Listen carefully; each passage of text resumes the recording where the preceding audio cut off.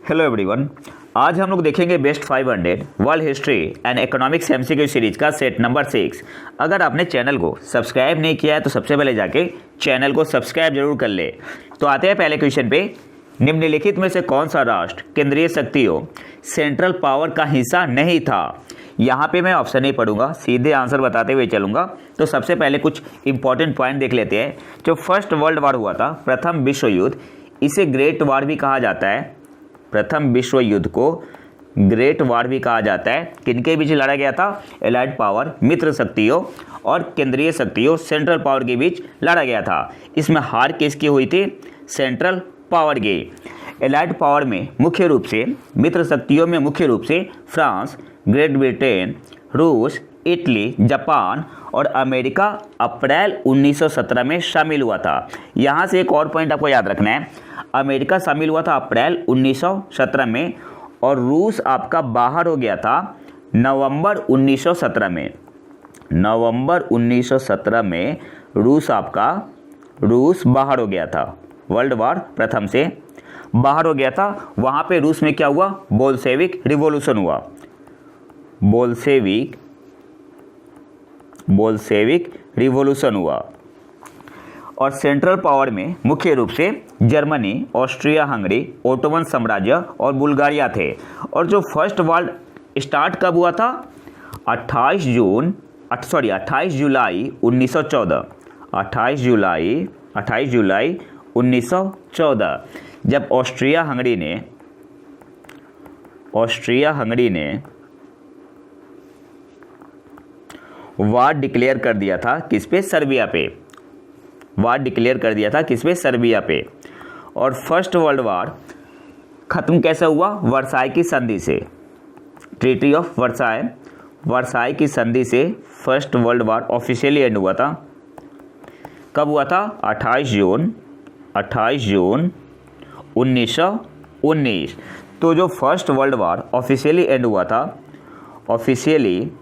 And हुआ था Versailles की संधि से। वर्साई की संधि कब हुई थी? 28 जून 1919। अब क्वेश्चन पे आते हैं। क्वेश्चन क्या आपसे पूछ रहा था कि कौन सा राष्ट्र केंद्रीय शक्तियों सेंट्रल पावर का हिस्सा नहीं था? तो सही आंसर क्या होगा? बुल्गारिया आपका था सेंट्रल पावर का हिस्सा, ऑस्ट्रिया हंगरी था, रूस आपका था एलाइड पावर का हिस्सा, मित्र शक्ति का हिस्सा। तो सही आंसर यहाँ पे हो जाएगा ऑप्शन सी, रूस। अगले क्वेश्चन पे आते हैं। सभी विनिर्माण, प्रसंस्करण और निर्माण गतिविधियां, manufacturing, processing and construction activities अर्थव्यवस्था के किस क्षेत्र में शामिल है? सही आंसर क्या होगा? ऑप्शन बी आपका यहाँ पे सही आंसर हो जाएगा, सेकेंडरी सेक्टर में। सभी विनिर्माण, प्रसंस्करण और निर्माण गतिविधियां, manufacturing, processing and construction activities अर्थव्यवस्था के किस क्षेत्र में शामिल है? तो सेकेंडरी सेक्टर में। ऑप्शन बी आपका यहाँ पे सही आंसर होगा। अब यहाँ से कुछ इंपॉर्टेंट पॉइंट देख लेते हैं। सबसे पहले आते हैं प्राइमरी सेक्टर पे। प्राइमरी सेक्टर प्राथमिक क्षेत्र, इसमें डायरेक्ट यूज होता है नेचुरल सोर्स का। आपका कृषि हो गया,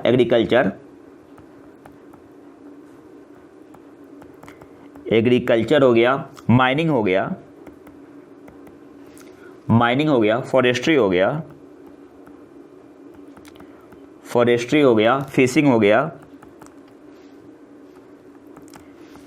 हो गया। ये आपका किस में आता है? प्राइमरी सेक्टर में आता है। इसके अलावा packaging and processing of raw material, ये भी आपका प्राइमरी सेक्टर में माना जाता है। पैकेजिंग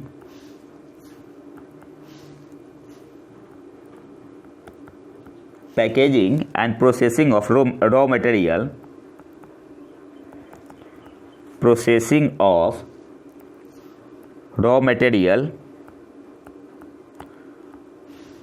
इसको प्राइमरी सेक्टर में माना जाता है। इसके अलावा एक और इंपॉर्टेंट पॉइंट है, अगर आपसे एग्जाम में पूछते हैं कि जो लोग प्राइमरी एक्टिविटीज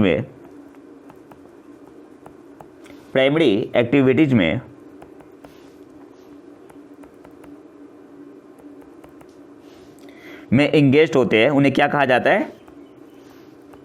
इंगेज्ड होते हैं उन्हें क्या कहते हैं? रेड कॉलर वर्कर्स बोलते हैं। रेड कॉलर वर्कर्स कहा जाता है। तो ये पॉइंट आपको याद रखना है, इम्पॉर्टेंट है। सेकेंड आते हैं, अच्छा यहाँ से एक और पॉइंट आप याद रखो, जैसे जैसे आर्थिक विकास, इकोनॉमिक डेवलपमेंट होता है, आर्थिक विकास इकोनॉमिक डेवलपमेंट होता है, कुल उत्पादन और रोजगार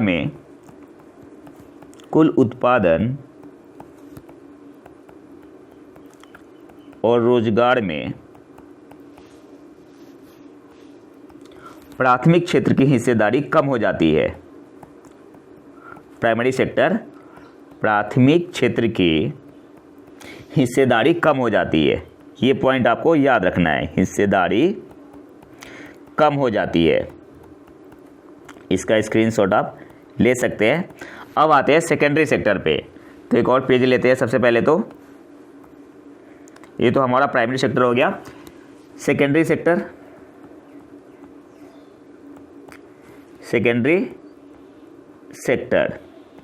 इसमें आपका आता है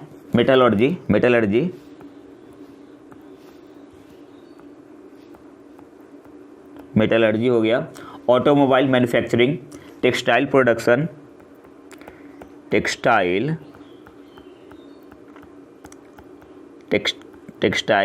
प्रोडक्शन हो गया आपका, शिप बिल्डिंग,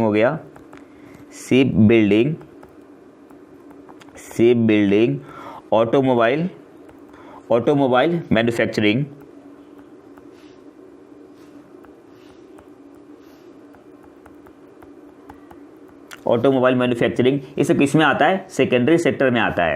और जो लोग सेकेंडरी एक्टिविटीज़ में इंगेज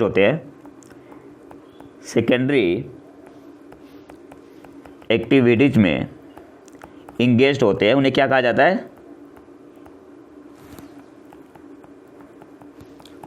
जाता है? ब्लू कॉलर वर्कर कहते हैं। ब्लू कॉलर वर्कर्स कहा जाता है, ठीक है। और जो प्राइमरी सेक्टर में इंगेज होते हैं, प्राइमरी एक्टिविटीज़ में, उन्हें रेड कॉलर वर्कर कहा जाता है। अब आते हैं टर्शरी सेक्टर, तृतीय क्षेत्र, टर्शियरी सेक्टर।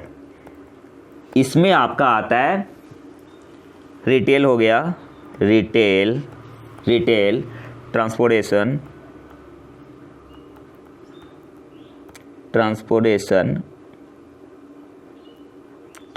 हो गया, फिर इंटरटेनमेंट हो गया, टूरिज्म हो गया। टूरिज्म किस में आता है? तृतीय क्षेत्र, टर्शियरी सेक्टर में आता है। फाइनेंस हो गया, आपका फाइनेंस हो गया, इंश्योरेंस हो गया, ये सब किस में आता है? इंश्योरेंस हो गया। बैंकिंग सेक्टर हो गया, आपका बैंकिंग सेक्टर हो गया, ये किस में आता है? तृतीय क्षेत्र, टर्शियरी सेक्टर में। और इस सेक्टर में जॉब को क्या कहते हैं? White collar job. इस सेक्टर में जॉब को कहते हैं वाइट कॉलर जॉब कहा जाता है। और एक आपका होता है पिंक कॉलर जॉब। इसमें क्या होता है? इसमें यूजुअली वुमेन होती है पिंक कॉलर जॉब में। एग्जाम्पल आपका हो गया बेबी सीटर,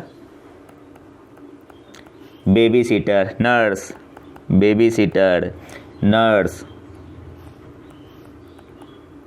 एक किस टाइप का जॉब होता है? पिंक कॉलर जॉब होता है। और इनको एजुकेट किया जाता है ट्रेनिंग से।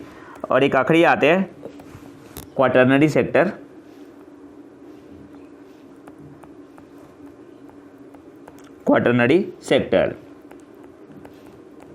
ये इसमें आपका नॉलेज बेस्ड एक्टिविटीज आता है।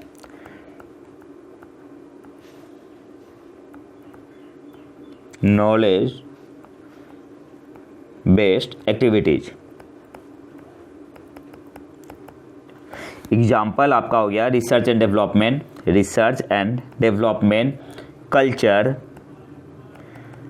कल्चर हो गया, इंफॉर्मेशन हो गया, ये सब किस में आता है? क्वाटरनरी सेक्टर में। इंफॉर्मेशन ये आपका आता है क्वाटरनरी सेक्टर में। अगले क्वेश्चन पे आते हैं। द थ्री एम्पेरर्स लीग 1873 को किस नाम से भी जाना जाता था? सही आंसर यहाँ पे क्या होगा? ऑप्शन ए आपका यहाँ पे सही आंसर हो जाएगा, ड्रेक-कैसरबंड संधि, ड्रेक-कैसरबंड ट्रीटी के नाम से भी। ऑप्शन ए आपका यहाँ पे सही आंसर होगा। द थ्री एम्पेरर्स लीग 1873 को किस नाम से भी जाना जाता था? तो ऑप्शन ए आपका यहाँ पे सही आंसर हो जाएगा, ड्रेक-कैसरबंड संधि के नाम से। अब इसे थोड़ा डिटेल में देख लेते हैं। तीन सम्राटों की लीग, जिसे ड्रेक-कैसरबंड के नाम से भी जाना जाता है, 1873 से 1887 तक जर्मन साम्राज्य, रूसी साम्राज्य और ऑस्ट्रिया हंगरी के बीच एक गठबंधन था। तो ये भी नाम याद रखना है।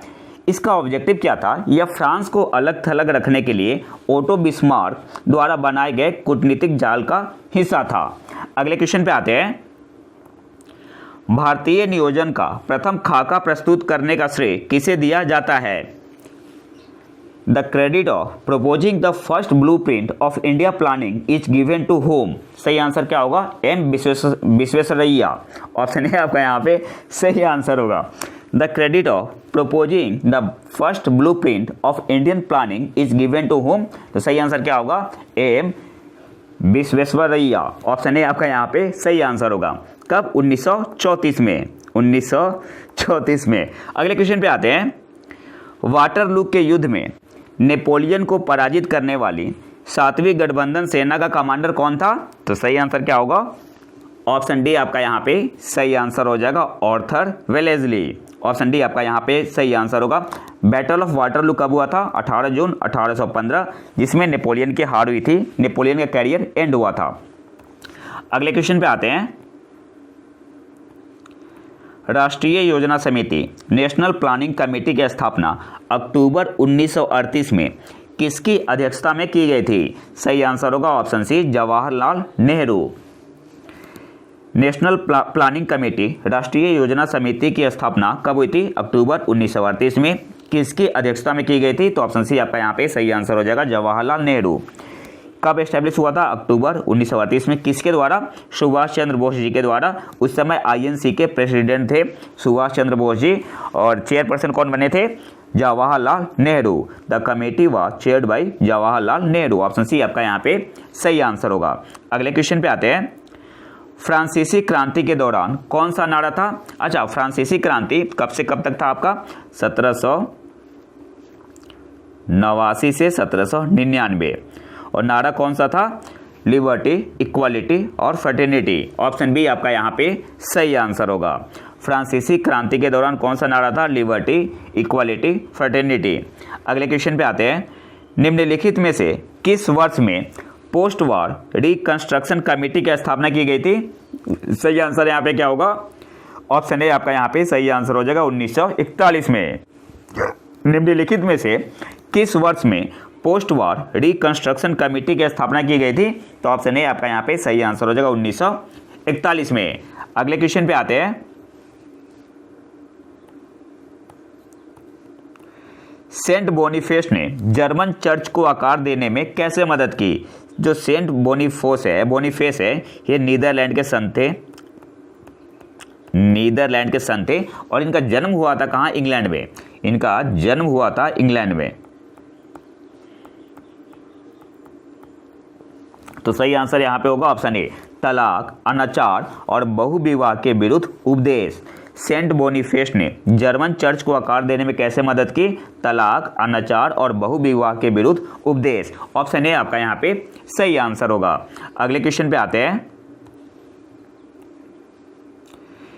यदि कोई व्यक्ति बाजार में प्रचलित मजदूरी दर पर काम करने को तैयार है लेकिन उसे काम नहीं मिल पा रहा है, तो इसे किस प्रकार की बेरोजगारी कहा जाएगा? तो इसे बोलते हैं अनैच्छिक बेरोजगारी। ऑप्शन बी आपका यहाँ पे सही आंसर होगा। अगले क्वेश्चन पे आते हैं। रूस का अंतिम सम्राट रूस का अंतिम सम्राट जार कहा जाता था, कौन था? सही आंसर क्या होगा? ऑप्शन सी आपका यहाँ पे सही आंसर हो जाएगा, निकोलस द्वितीय। रूस का अंतिम सम्राट कौन था? तो ऑप्शन सी आपका यहाँ पे सही आंसर होगा, निकोलस द्वितीय। अगले क्वेश्चन पे आते हैं। नेशनल डेवलपमेंट काउंसिल राष्ट्रीय विकास परिषद की स्थापना किस वर्ष की गई थी? सही आंसर यहाँ पे होगा 6 अगस्त 1952। ऑप्शन डी आपका यहाँ पे सही आंसर होगा। राष्ट्रीय विकास परिषद नेशनल डेवलपमेंट काउंसिल की स्थापना किस वर्ष की गई थी? तो ऑप्शन डी आपका यहाँ पे सही आंसर हो जाएगा 6 अगस्त 1952। इसकी अध्यक्षता भारत के प्रधानमंत्री करते हैं। इसमें केंद्रीय मंत्री, सभी राज्यों के मुख्यमंत्री और केंद्र शासित प्रदेशों के मुख्यमंत्री या प्रशासक और योजना आयोग, अब तो नीति आयोग हो गया है, तो नीति आयोग के सदस्य शामिल होते हैं। अगले क्वेश्चन पे आते हैं।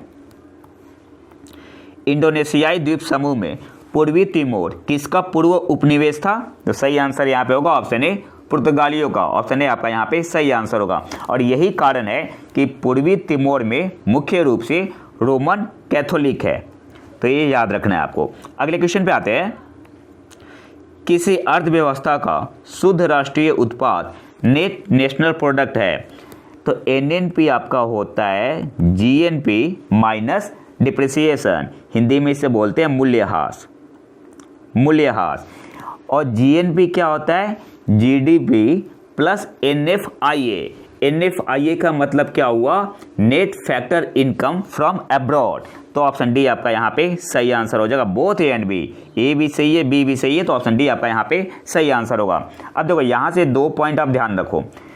जीडीपी में हम लोग क्या कंसीडर करते हैं कि इकोनॉमिक टेरिटरी के अंदर कितना इनकम जनरेट होता है, इकोनॉमिक टेरिटरी के अंदर कितना इनकम जनरेट हुआ, ठीक है। इसमें मैटर ये नहीं करता है कि कौन जनरेट कर रहा है, रेजिडेंट भी जनरेट कर सकते हैं और नॉन रेजिडेंट भी या फॉरेनर भी कर सकते हैं, लेकिन इकोनॉमिक टेरिटरी के अंदर होना चाहिए।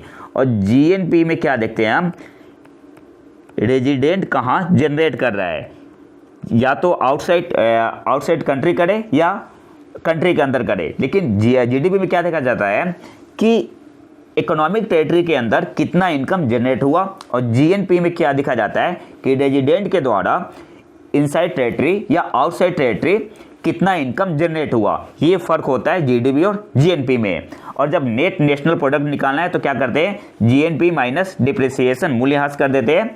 और अगर एनडीबी निकालना हो, शुद्ध घरेलू उत्पाद, तो जहां भी नेट निकालना होता है तो क्या घटा देते हैं? डिप्रिसिएशन, मूल्यह्रास घटा देते हैं। तो ये पॉइंट आपको याद रखना है। अगले क्वेश्चन पे आते हैं। तो यहाँ पे सही आंसर क्या हो जाएगा? Option D, both A and B.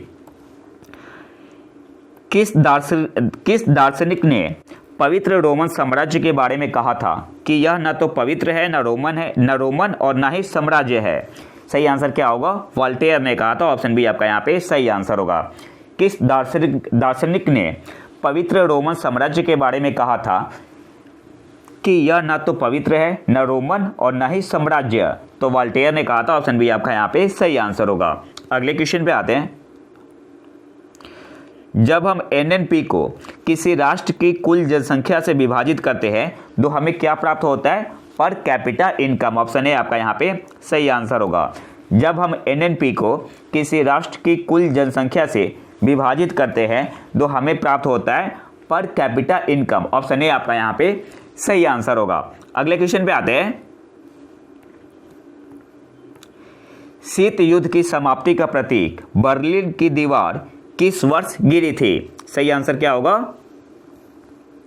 1989 में। ऑप्शन सी आपका यहाँ पे सही आंसर होगा। शीत युद्ध की समाप्ति का प्रतीक बर्लिन की दीवार किस वर्ष गिरी थी? 1989 में। और अगर एग्जैक्ट डेट पूछ ले तो 9 नवंबर 1989 में ईस्ट और वेस्ट बर्लिन मिल गए थे। अगले क्वेश्चन पे आते हैं। 20 सूत्री कार्यक्रम 20 पॉइंट प्रोग्राम दूसरी केंद्रीय योजना है जिसे शुरू किया गया था। तो 20 पॉइंट प्रोग्राम कब शुरू हुआ था? सही आंसर क्या होगा? ऑप्शन ए आपका यहाँ पे सही आंसर हो जाएगा। जुलाई 1975 में 20 पॉइंट प्रोग्राम कब शुरू किया गया था? जुलाई 1975 में। अगले क्वेश्चन पे आते हैं। कौन सा प्राचीन साम्राज्य सड़कों और जल सेतुओं के विशाल नेटवर्क के लिए जाना जाता था? तो रोमन साम्राज्य। ऑप्शन बी आपका यहाँ पे सही आंसर होगा। कौन सा प्राचीन साम्राज्य सड़कों और जल सेतुओं के विशाल नेटवर्क के लिए जाना जाता था? तो ऑप्शन बी आपका यहाँ पे सही आंसर हो जाएगा, रोमन साम्राज्य। अगले क्वेश्चन पे आते हैं। निम्नलिखित कथनों पर विचार करें। पहला क्या है? जीएनपी की गणना करते समय किसी देश में विदेशियों द्वारा उत्पन्न आय को ध्यान में रखा जाता है। दूसरा क्या है? जीएनपी की गणना करते समय देश के बाहर किसी देश के नागरिकों द्वारा उत्पन्न आय को ध्यान में रखा जाता है। आपको बताना है कि कौन सा कथन सही नहीं है। तो पहला गलत है। क्यों गलत है? अभी मैंने बताया था थोड़ी देर पहले कि जब जीएनपी कैलकुलेट करते हैं तो विदेशियों द्वारा उत्पन्न आय को ध्यान में नहीं रखा जाता है। जो रेजिडेंट के द्वारा इनकम जनरेट होता है, रेजिडेंट के द्वारा, उसको ध्यान में रखा जाता है, चाहे वो इकोनॉमिक टेरिटरी के अंदर हो या बाहर हो।